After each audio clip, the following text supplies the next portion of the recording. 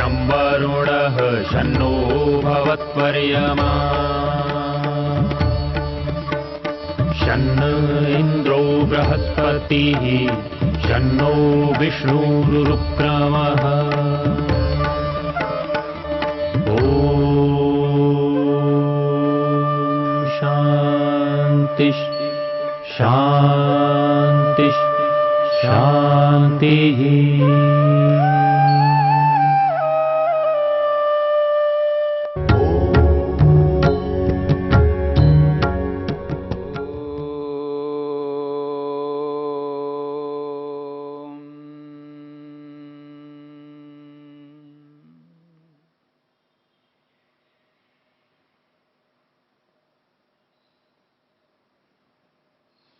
मन को एकाग्र करने के उपायों की चर्चा हो रही है।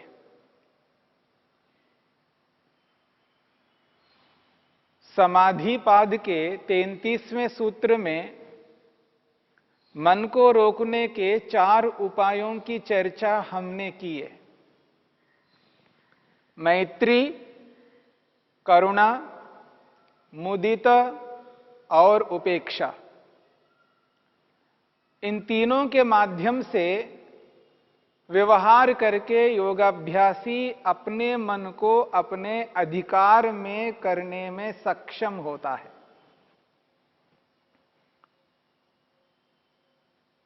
परंतु प्रारंभिक योगाभ्यासी जब कभी ध्यान के लिए बैठता है, उपासना करने के लिए बैठता है, उपासना करने के लिए जब बैठता है या भक्ति करना चाहता है, उस स्थिति में मन को एकाग्र करने का यत्न करता है, प्रयत्न करता है। और वह प्रारंभिक योगाभ्यासी मन को एकाग्र नहीं कर पाता है। बहुत प्रयत्न करता है मन को एकाग्र कर सके, परंतु वह मन को एकाग्र करने में सक्षम नहीं हो पाता है। ऐसी स्थिति में अक्सर योगाभ्यासी हताश और निराश होता है।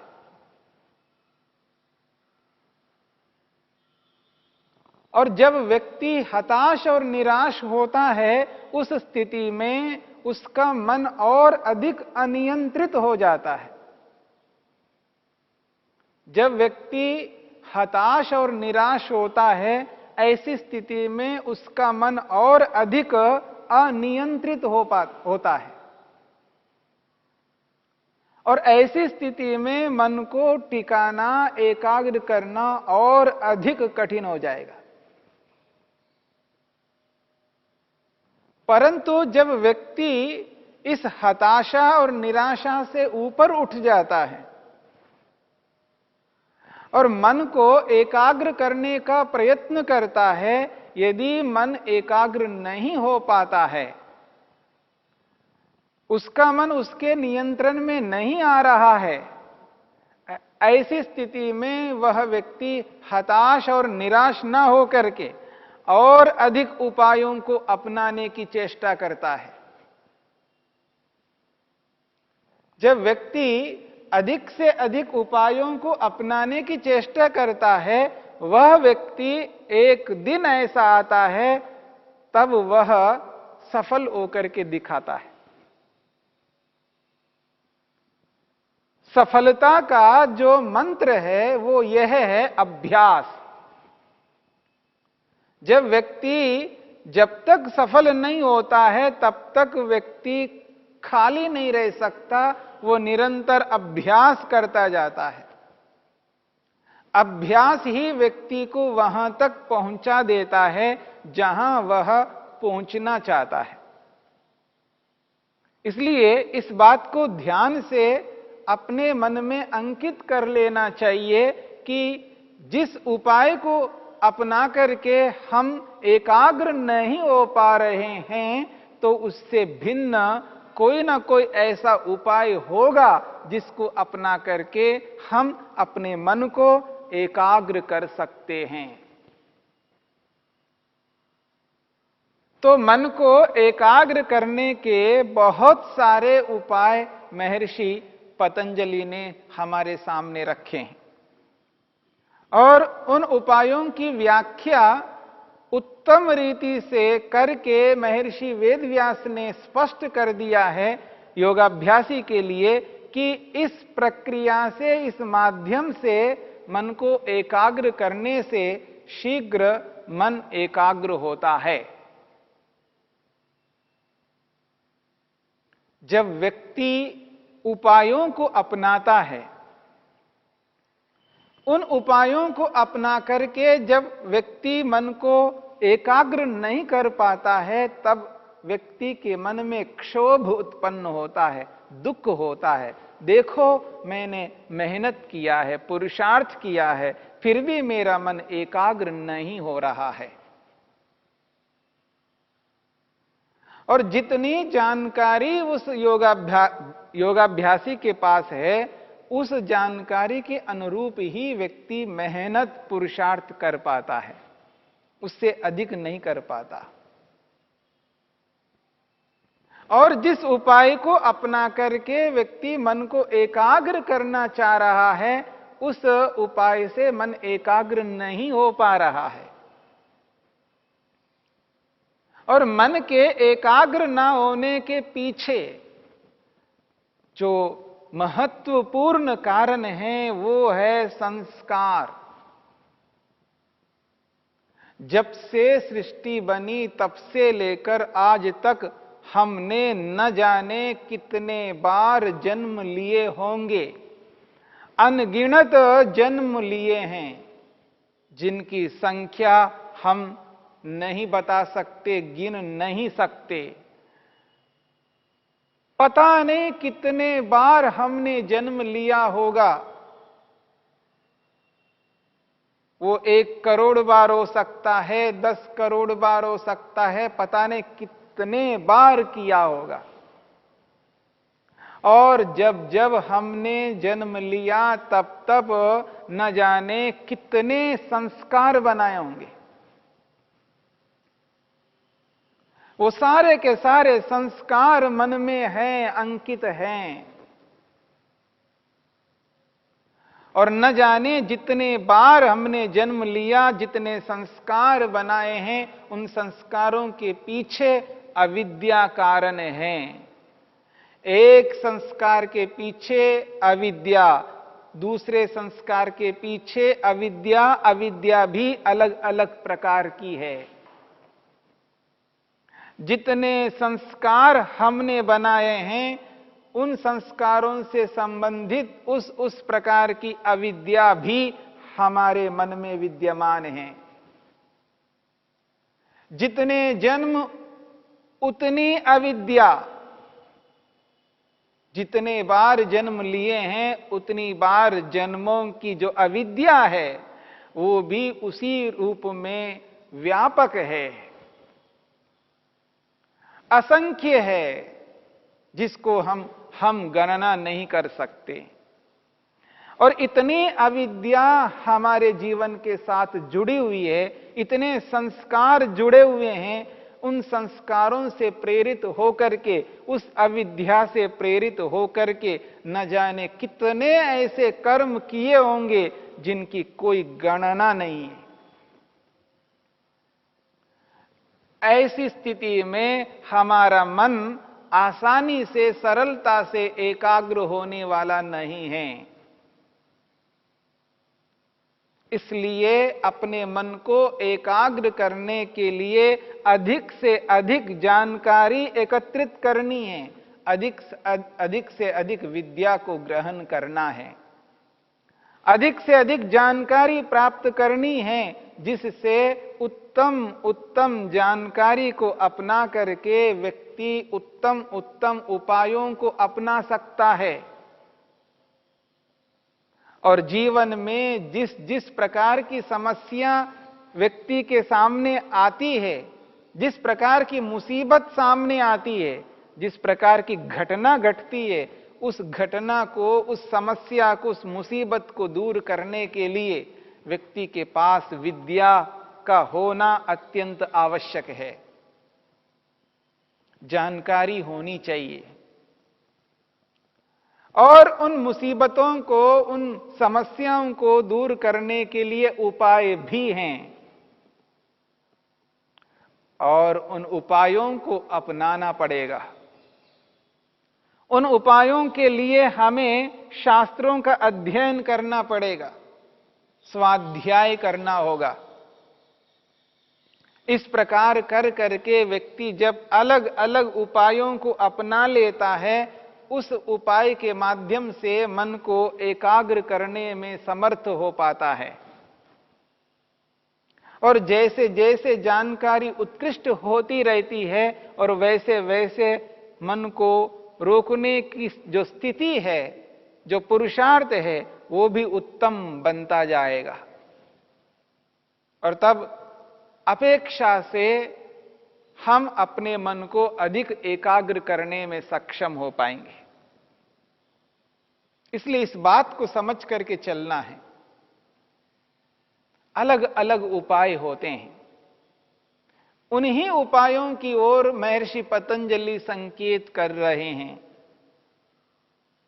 महर्षि पतंजलि कहते हैं, यदि मन को पकड़े रखना है, रोके रखना है, उसको प्रसन्न करना है, प्रसन्न करके एकाग्र करना है, तो जिस प्रकार से मैत्री को अपना करके, करुणा को अपना करके, मुदित प्रसन्न हो करके, उपेक्षा करते हुए अपने मन को अपने अधिकार में बनाए रख सकता है व्यक्ति, उसी प्रकार से एक महत्वपूर्ण उपाय बताया है जिसका नाम है प्राणायाम।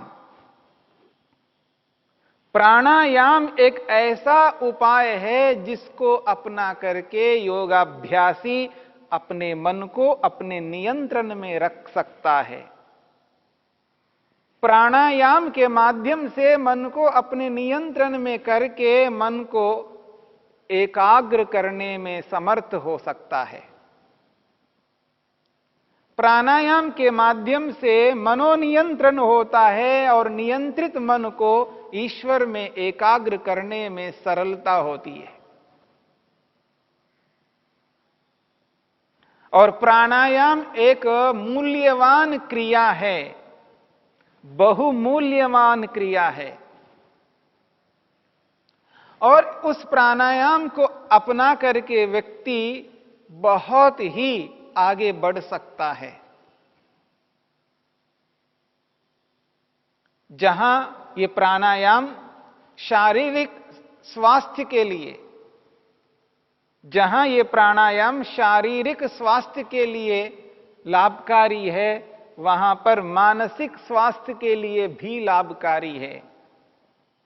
ये जो प्राणायाम है, यह प्राणायाम जहां बाल्य अवस्था में बच्चों के लिए आवश्यक है, वहां वृद्धों के लिए भी आवश्यक है। ये जो प्राणायाम है, ये युवाओं के लिए भी आवश्यक है, तो प्रौढ़ व्यक्तियों के लिए भी आवश्यक है। स्त्री के लिए भी आवश्यक है तो पुरुष के लिए भी आवश्यक है। जहां बुद्धिजीवियों के लिए आवश्यक है तो वहां श्रमजीवियों के लिए भी आवश्यक है। मनुष्य का कोई ऐसा वर्ग नहीं है जिस वर्ग के लिए प्राणायाम अनावश्यक हो। प्रत्येक व्यक्ति के लिए आवश्यक मूल्यवान क्रिया है ये प्राणायाम, जिसके माध्यम से व्यक्ति अपने मन को अपने नियंत्रण में रख सकता है। मन को अपने नियंत्रण में रख करके मन को जहां चाहे वहां एकाग्र कर सकता है। और हमें आवश्यकता है अपने मन को ईश्वर में एकाग्र करने की। हम ईश्वर में मन को एकाग्र करना चाहते हैं, अपने मन को ईश्वर में ही स्थिर करके रखना चाहते हैं, ईश्वर का ध्यान करना चाहते हैं, जप करना चाहते हैं, समाधि लगाना चाहते हैं, आत्मदर्शन प्रभु दर्शन करना चाहते हैं और मानव जीवन का जो लक्ष्य है संपूर्ण दुखों से छूटकर और आनंद को प्राप्त करना, इस स्थिति को पाने के लिए प्राणायाम करना मनुष्य के लिए एक अनिवार्य क्रिया है। इस बात को जिस दिन व्यक्ति समझ लेता है, उस दिन वह व्यक्ति प्राणायाम किए बिना नहीं रह सकता। जिस प्रकार भोजन जीवन का एक अंग है, वस्त्र जीवन का अंग है, मकान जीवन का अंग है, पैसा भी जीवन का अंग है, न जाने हमने अपने जीवन के अंगों को किस किस को बना के रखा है, किस किस को जीवन का अंग बनाया है, परंतु प्राणायाम को हमने जीवन का अंग अभी भी नहीं बना पाए। बहुत कम लोग हैं जिन्होंने प्राणायाम को अपने जीवन का अंग बना करके चला है। इसलिए इस बात को समझने का प्रयत्न हमें करना है।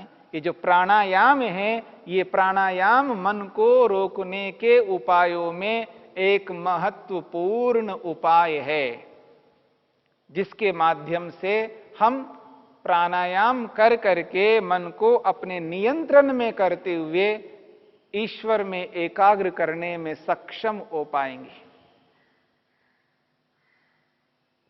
प्राणायाम को समझने से पहले प्राण तत्व को समझना आवश्यक है। प्राणायाम को समझने से पहले प्राण तत्व को समझने का प्रयत्न करना है।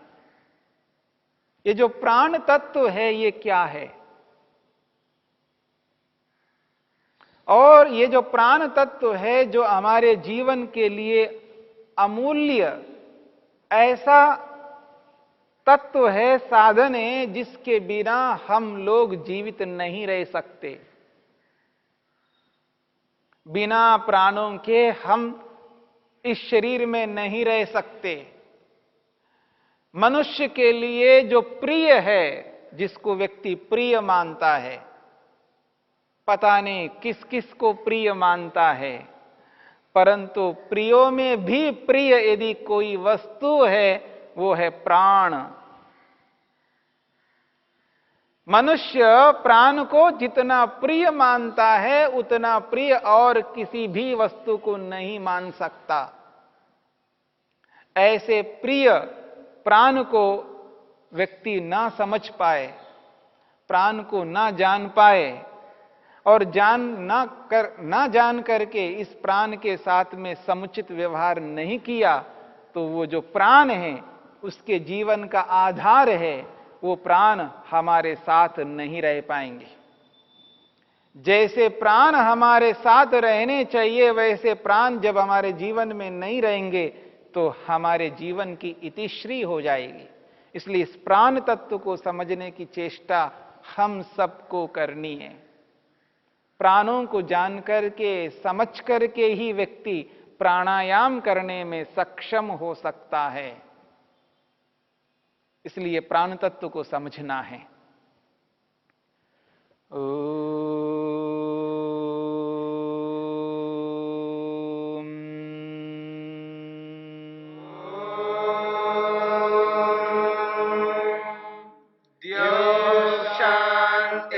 शांतिरंतरिक्षं शांतिर्पृथिवी शांतिरापः शांतिरोषधयः